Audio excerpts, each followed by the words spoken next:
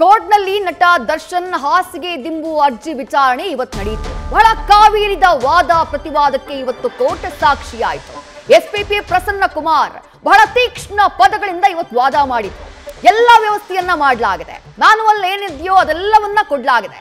ಪಲ್ಲಂಗ ಕುಡಿ ಮಲಗಿಸಬೇಕು ಅಂದ್ರೆ ಅದಾಗೋದಿಲ್ಲ, ಇಂಥದ್ದೇ ಸೆಲ್ನಲ್ಲಿರ್ಬೇಕು ಅಂತ ಕೇಳುವಂತ ಅಧಿಕಾರವೂ ಆರೋಪಿಗಳಿಗಿಲ್ಲ. ಕಂಬಳಿ, ಬೆಡ್ಶೀಟ್, ಚೊಂಬು, ತಟ್ಟೆ ಎಲ್ಲವನ್ನೂ ಕೊಡಲಾಗಿದೆ.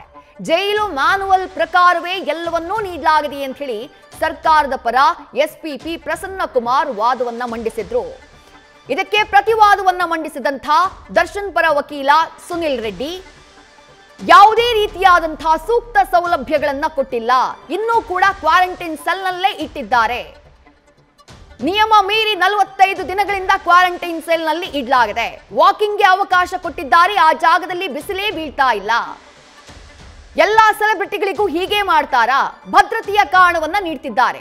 ಎಲ್ಲಾ ಸೆಲೆಬ್ರಿಟಿ ಆರೋಪಿಗಳಿಗೂ ಹೀಗೆ ಇವರು ನಡ್ಕೊಳ್ತಾ ಇದ್ರಾ ಅನ್ನುವಂತಹ ಪ್ರಶ್ನೆಯನ್ನ ದರ್ಶನ್ ಪರ ವಕೀಲ ಸುನಿಲ್ ರೆಡ್ಡಿ ಎತ್ತಿದ್ರು. ನಂತರ ವಿಚಾರಣೆಯನ್ನ ಮಾಡಿದಂತಹ ನ್ಯಾಯಾಲಯ ಫೈನಲಿ 9ನೇ ತಾರೀಕಿಗೆ ಆದೇಶವನ್ನ ಕಾಯ್ದಿರಿಸಿದೆ. ಅಕ್ಟೋಬರ್ 9ನೇ ತಾರೀಕು ಈ ಅರ್ಜಿಗೆ ಸಂಬಂಧಪಟ್ಟ ಹಾಗೆ ಕೋರ್ಟ್ ಆದೇಶವನ್ನ ಕೊಡಲಿದೆ.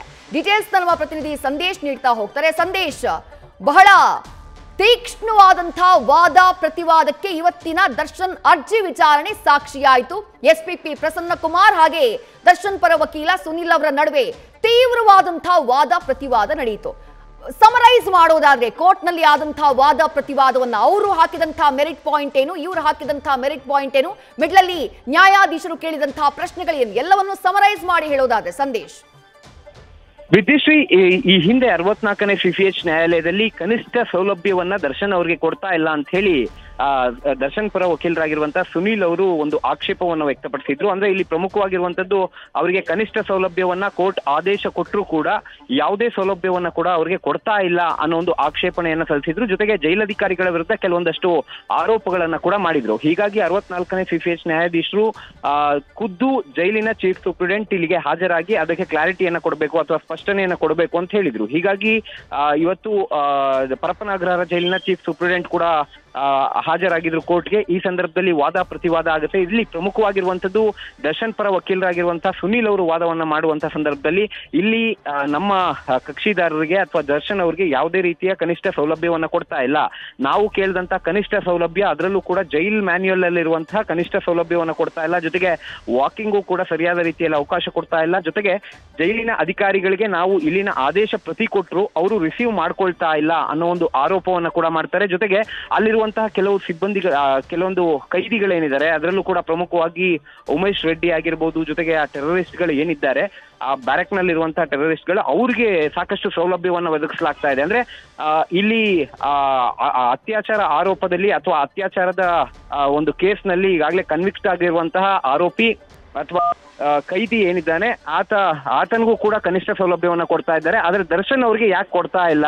ಸೆಲೆಬ್ರಿಟಿ ಅನ್ನೋದನ್ನ ಪ್ರಮುಖವಾಗಿ ಇಟ್ಕೊಂಡು ಇವರು ಭದ್ರತೆಯನ್ನ ದೃಷ್ಟಿಯಿಂದ ಕ್ವಾರಂಟೈನ್ ಸೆಲ್ನಲ್ಲೇ 45 ದಿನಗಳಿಂದಲೂ ಕೂಡ ಕ್ವಾರಂಟೈನ್ ಸೆಲ್ನಲ್ಲೇ ಇಟ್ಟಿದ್ದಾರೆ. ಆದ್ರೆ ಇಲ್ಲಿ ಜೈಲ್ ಮ್ಯಾನ್ಯುಯಲ್ ಪ್ರಕಾರವಾಗಿ 14 ದಿನಗಳು ಮಾತ್ರ ಕ್ವಾರಂಟೈನ್ ಸೆಲ್ನಲ್ಲಿ ಇಡಬೇಕು. ಆದ್ರೆ ಇವರು 45 ದಿನ ಆದ್ರೂ ಕೂಡ ಕ್ವಾರಂಟೈನ್ ಸೆಲ್ನಲ್ಲೇ ಇಟ್ಟು ಸಾಕಷ್ಟು ಹಿಂಸೆಯನ್ನ ಕೊಡ್ತಾ ಇದ್ದಾರೆ. ಅಂದ್ರೆ ಇಲ್ಲಿ ಅತ್ಯಾಚಾರ ಆರೋಪ ಪ್ರೂವ್ ಆಗಿರುವಂತಹ ಒಂದು ಕನ್ವಿಕ್ಟೆಡ್ ಪ್ರಿಸನರ್ ಏನಿದ್ದಾರೆ ಉಮೇಶ್ ರೆಡ್ಡಿ, ಆತನಿಗೂ ಕೂಡ ಕನಿಷ್ಠ ಸೌಲಭ್ಯವನ್ನ ಅಲ್ಲಿ ಆತನಿಗೆ ಬೇರೆ ಬೇರೆ ರೀತಿಯ ವ್ಯವಸ್ಥೆಯನ್ನ ಮಾಡಿದ್ದಾರೆ. ಆದ್ರೆ ಯಾಕೆ ನಮ್ಮ ಕಕ್ಷಿದಾರರಿಗೆ ಅಥವಾ ದರ್ಶನ್ ಅವ್ರಿಗೆ ಈ ರೀತಿ ಸಾಕಷ್ಟು ಸ್ಟ್ರಿಕ್ಟ್ ಅನ್ನ ಮಾಡಿದ್ದಾರೆ? ಜೊತೆಗೆ ಜೈಲ್ ಮ್ಯಾನ್ಯುಯಲ್ ನಲ್ಲಿರುವಂತಹ ಕನಿಷ್ಠ ಸೌಲಭ್ಯವನ್ನು ಕೂಡ ಯಾವ ಕಾರಣಕ್ಕಾಗಿ ಜೈಲ್ ಅಧಿಕಾರಿಗಳು ಕೊಡ್ತಾ ಇಲ್ಲ? ಜೊತೆಗೆ ಜೈಲ್ ಅಧಿಕಾರಿಗಳು ಇಲ್ಲಿ ಒಂದು ವೇಳೆ ಏನಾದ್ರೂ ಜನರಲ್ ಸೆಲ್ಗಳಿಗೆ ಶಿಫ್ಟ್ ಮಾಡಿದಂತ ಸಂದರ್ಭದಲ್ಲಿ ಅಲ್ಲಿ ಯಾವುದೇ ರೀತಿಯ ಸಮಸ್ಯೆಗಳಾದ್ರೆ ಅಥವಾ ಮೊಬೈಲ್ ಆಗಿರ್ಬೋದು ಅಥವಾ ಬೇರೆ ರೀತಿಯ ಸಮಸ್ಯೆಗಳು ಕಳೆದ ಬಾರಿ ಆದಂತ ಸಮಸ್ಯೆಗಳಾದ್ರೆ ಅದಕ್ಕೆ ಜೈಲಧಿಕಾರಿಗಳೇ ಹೊಣೆ ಅಂತ ಹೇಳ್ತಾರೆ. ಇದಕ್ಕೆ ಪ್ರತಿವಾದವನ್ನ ಮಾಡಿದಂತಹ SPP ಪ್ರಸನ್ನ ಕುಮಾರ್ ಅವರು ಇಲ್ಲಿ ಜೈಲ್ ಮ್ಯಾನ್ಯುಯಲ್ ಪ್ರಕಾರ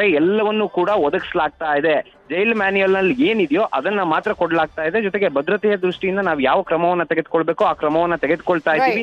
ಜೈಲ್ ಮ್ಯಾನ್ಯುಯಲ್ ನಲ್ಲಿ ಕ್ವಾರಂಟೈನ್ ಸೆಲ್ ನಲ್ಲಿ ಇಡಬಾರ್ದು ಅಂತಾನೂ ಕೂಡ ಇಲ್ಲ ಅನ್ನೋ ಒಂದು ವಾದವನ್ನ ಮಾಡ್ತಾರೆ. ಇದಾದ ನಂತರ ವಾದ ಪ್ರತಿವಾದವನ್ನ ಕೇಳಿ ಈ ಆದೇಶವನ್ನ ಅಂದ್ರೆ ಈ ಒಂದು ಕನಿಷ್ಠ ಸೌಲಭ್ಯಕ್ಕೆ ಸಂಬಂಧಪಟ್ಟಂತ ಆದೇಶವನ್ನ 9ನೇ ತಾರೀಕಿಗೆ ಕಾಯ್ದಿರಿಸಲಾಗಿದೆ. ವಿದ್ಯಾಶ್ರೀ, ಥ್ಯಾಂಕ್ ಯು ಸಂದೇಶ್ ತಮ್ಮೆಲ್ಲ ಡೀಟೇಲ್ಸ್ಗೆ. ನ್ಯೂಸ್ ಫಸ್ಟ್ ನಿರ್ಭೀತಿಯಿಂದ ನಿಮ್ಮ ಪರವಾಗಿ.